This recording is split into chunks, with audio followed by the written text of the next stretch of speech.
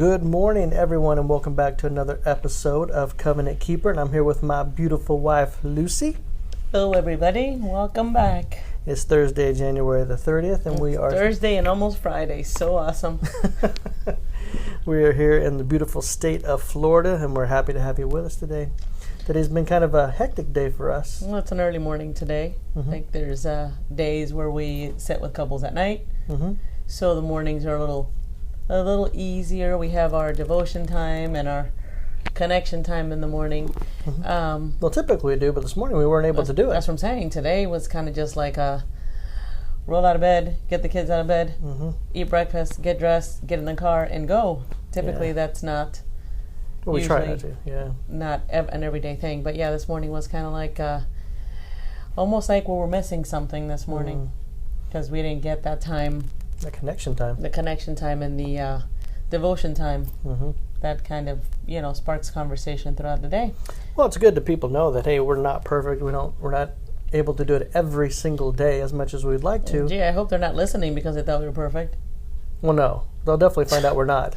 The more you guys listen to this podcast, you realize that we're definitely not perfect. But, we are seeking after God and seeking to strengthen our marriage along with helping other couples. Well, this goes right into, talking about a big issue that happens in a lot of marriages and relationship.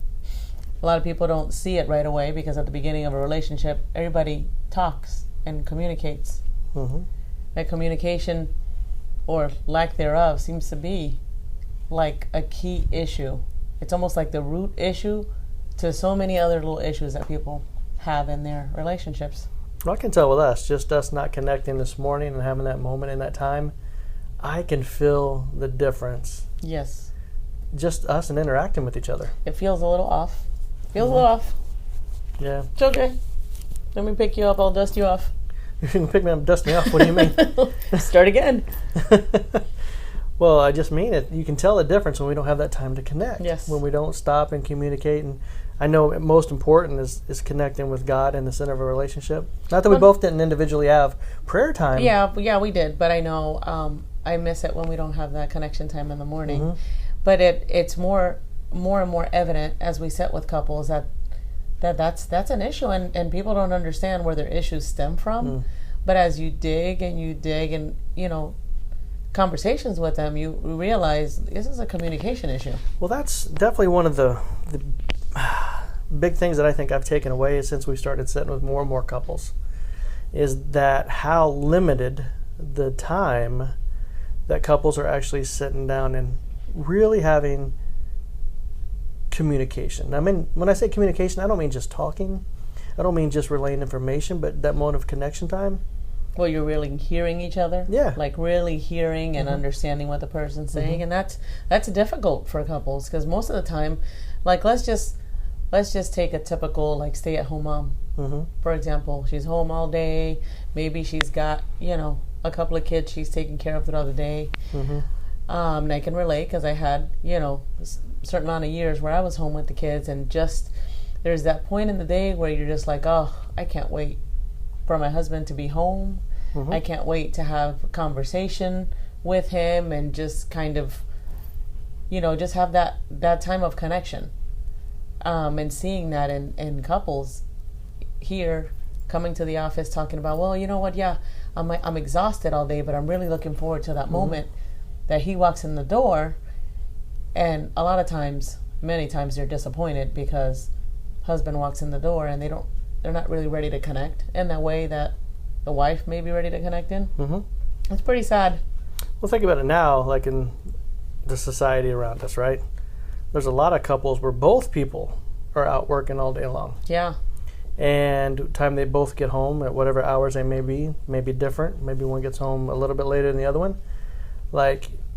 Nobody really may feel like talking at that point, That's sad because it really takes two people being very intentional about saying, hey, we need to have this protected time every day that we come together and we connect after the kids, or we've had dinner and we've had our family time. We need to have a connection time that's just husband and wife time.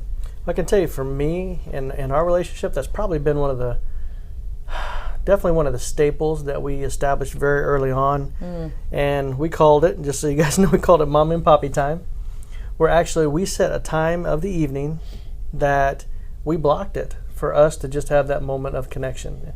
And for us, earlier on when the kids were younger, it was 8:30. Like 8:30 was that time where we got the kids settled in their bedrooms, put to bed, and we literally went back to our room, and some people may laugh at this, we locked the door. We let the kids know, hey, this is Mommy and Poppy time, and we had that moment of connection. We tried to do it every single night, make it be a purpose, make it every night. It's funny because it was one of these things that we tell the kids, like, if you guys are not bleeding or nobody's on fire, well, the house is not on fire. Yes, do not come knocking on the door in case it's an emergency. But they pretty much respected that for the most part, that we needed to have that time to connect, and it's actually, I think, been like life-saving for us. Well, it has. Relationship saving, I should say. Well, we knew it was important for us because when we started doing it, we started seeing the benefits within our relationship, that we were able to come back and connect every single day. Well, think about that stay-at-home mom that's at home all day and is waiting to connect with her, usually another adult, because she's been at home with the kids all day. Yes. But waiting, and then just for, hubby to come through the door, and he's kind of like not really into it as soon as he gets home. And I know this is something we discussed before. We decided that I was going to stay home with the kids for a time. That it wasn't going to be just like, okay, it's the mom thing to just stay home with the kids. I get home, I get to just relax, and you just keep going, and then we'll kind of meet each other at some point. Like, that wasn't the case for us. We actually had a plan. Like, you were going to come home, you were going to help out with whatever was left of the day, which was nice. I found it to be nice as a stay-at-home mom, that you would come in and immediately kind of take your work hat off and you put on your husband and dad hat on, and you jumped right in to helping, whether it be like with cooking. I know you love to give our son a bath every day when you got home, and you had that connection time with him and feeding him before bed. But it wasn't like okay, I'm tired, just leave me alone for like 30-45 minutes and then I'll talk with you. I love that about you, that you just came right in and you came and greeted me and you fully engaged. Well, again, knowing that it was important, and that there was, not that it was a benefit for myself, but I seen a benefit for our marriage, I knew coming home and doing that, right, that by the time it came time for Mommy and Poppy time, we were both going to have something left in the gas tank that we could actually enjoy each other, that we didn't literally just lay in bed and fall asleep immediately. So there was a benefit to both of us outside of that. So I knew, obviously I was still a father. I had a job and I had to come home and be a father too, but like, this was all part of it. That's part of being the teamwork, to be able to come back, to have that moment of connection where we could want to communicate. Like, I used to look forward to coming home and communicating with you, having to talk with you to find out like really what's going on. And I'm not talking about just house stuff and kid stuff, but like leaning into you to let, to have that emotional connection with you, because I know that was important for us to enjoy each other. It made me think back, like when we first got together, like a lot of couples, like you would literally stay on the phone talking till we fell asleep for hours, or until someone fell asleep, and it's no, you hang up, no, you hang up, no, you hang up, and you would just sit and talk. And like, some people may be at that place, like if I was talking to my spouse on the phone for 10 minutes, I don't even know what I would say. It's sad because we do hear that from some people, like, yeah, we don't really stop to talk.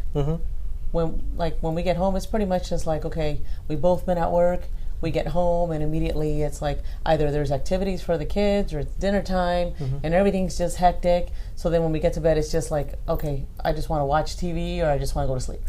Well, you said a good point there, and I want to talk about that. Let's take a break and come back, because I want to talk about some of those distractions that get in the way from couples communicating.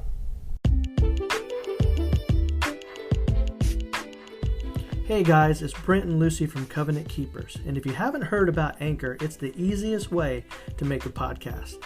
Let me explain. First of all, it's free. It will cost you no money out of pocket. There's creation tools that allow you to record and edit your podcast right from your phone or your computer. The cool thing about it is that Anchor will distribute your podcast for you, so it can be heard from Spotify, Apple Podcast, and so many more. It's so easy, and everything you need to make a podcast you can find in one place. Download the free Anchor app or go to anchor.fm, that's ANCHOR.FM, to get started today. So welcome back, guys. Before the break, we just started talking about distractions. Because, we want to communicate, but now there's a lot of distractions that get in the way from us communicating. Okay? Some people may not like to hear this, but kids can become a distraction. How many times are you trying to have a conversation with your spouse?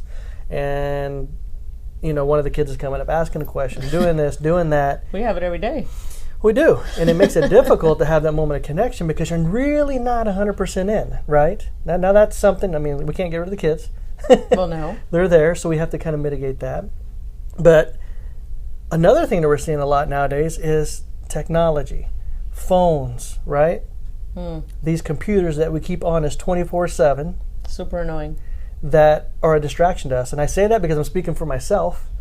I have that type of personality that when I see a notification pop up, I got to see what it is. Whatever it is. If it's a voicemail, an email, a notification from social media, I see a little red, I got to check it out. Yeah, and I'm the type of person that I want to grab your phone and put it in a closet somewhere so when the notifications come up. That's a nice way of saying that you would prefer to throw it out the window. If we're being 100% honest. Yeah, phones cost too much. I can't throw it out the window. But it distracts us from having good communication. It does. It really does. And I believe that people can get around a lot of that if they want to.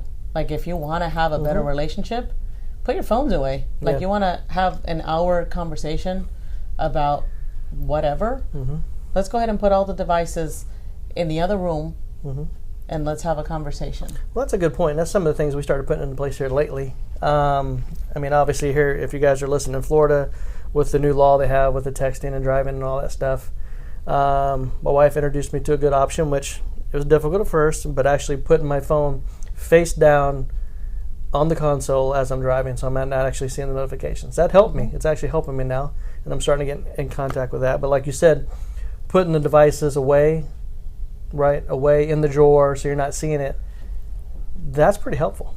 Well, and it helps not just in your marriage relationship, but also with your kids. Because a lot of times your kids want undivided attention as well. They're looking for you to hear them. They want to be heard. That's good. About their day. And a lot of times we can get distracted and not really give them our full attention and kind of break their heart a little bit because it almost sends the message. Not almost, but it sends the message that you don't care what they have to say. Well, that's with your spouse also. Yeah, you don't care. And we recently talked to more couples about, hey, I'm trying to talk to him, and he looks up, but then he looks down again. He looks up and he looks down on his phone again. Or she.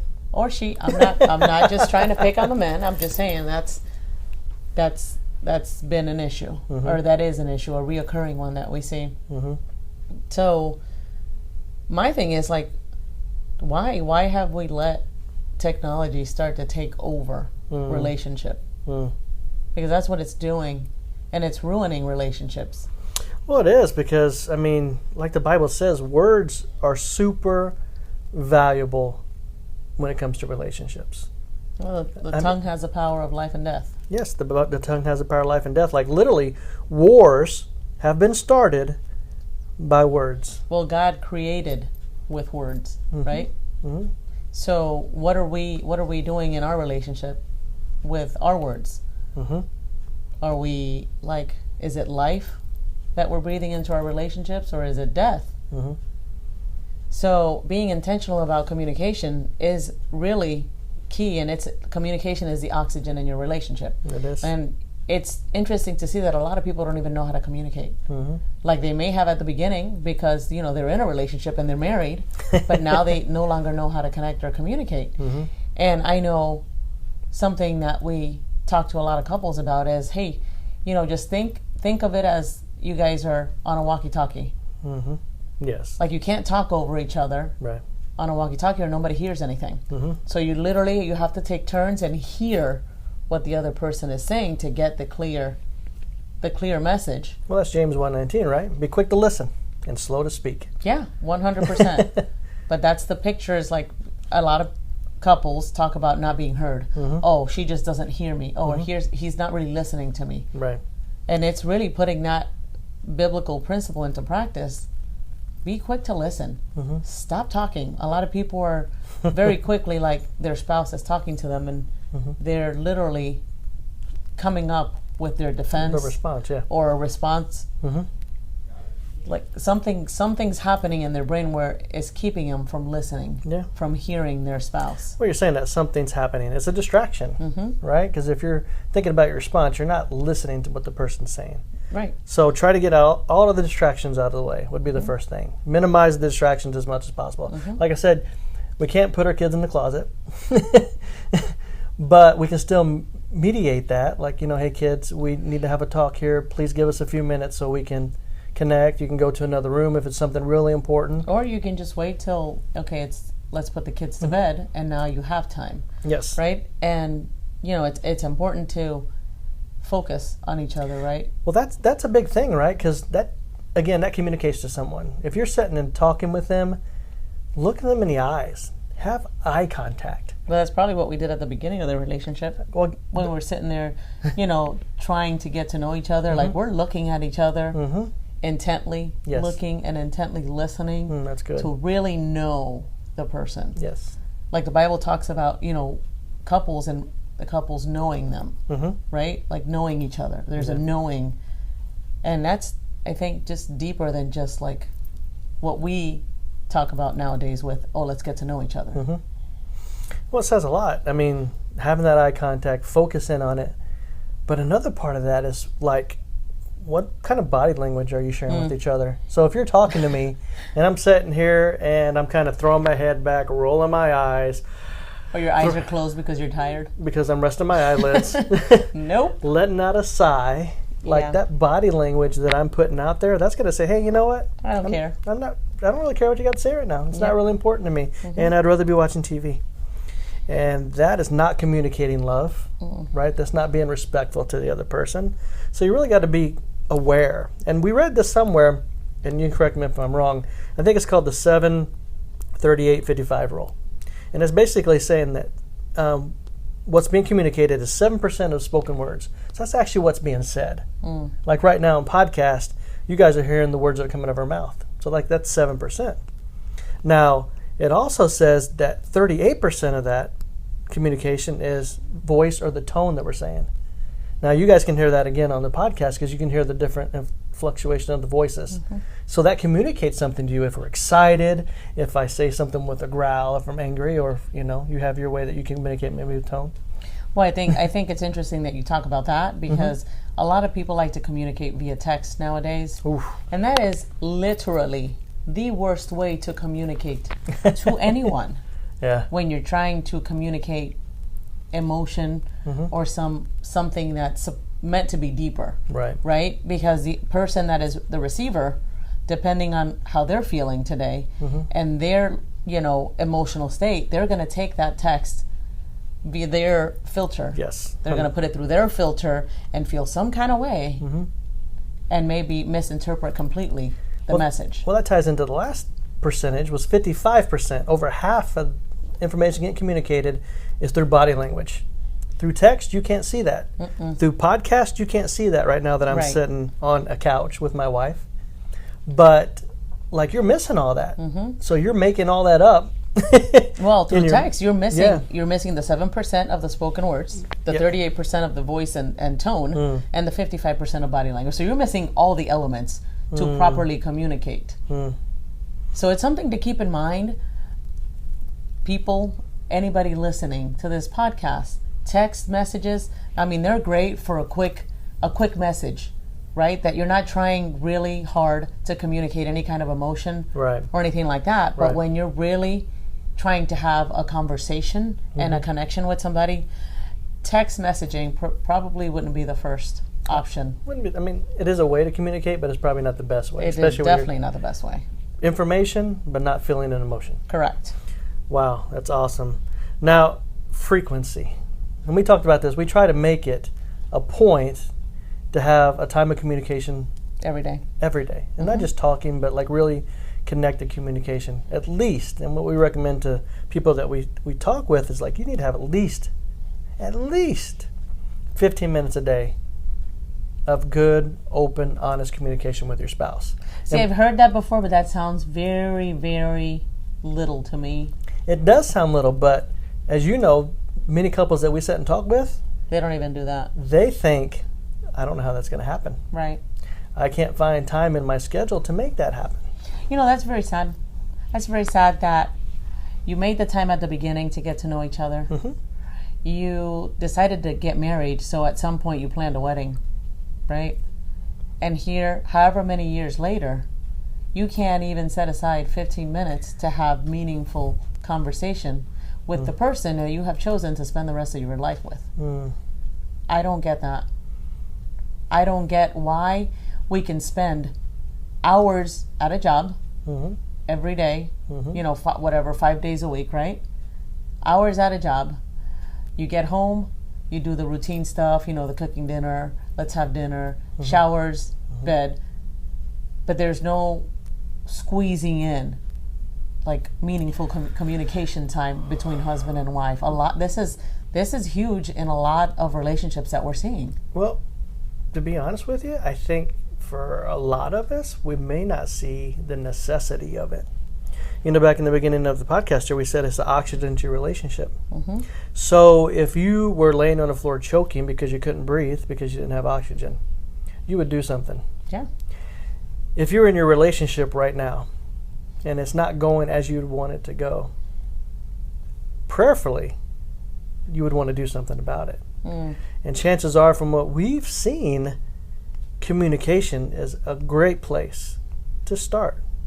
Well, there's typically a lack of communication in those relationships. When your marriage is literally dying, you need to address the level of communication.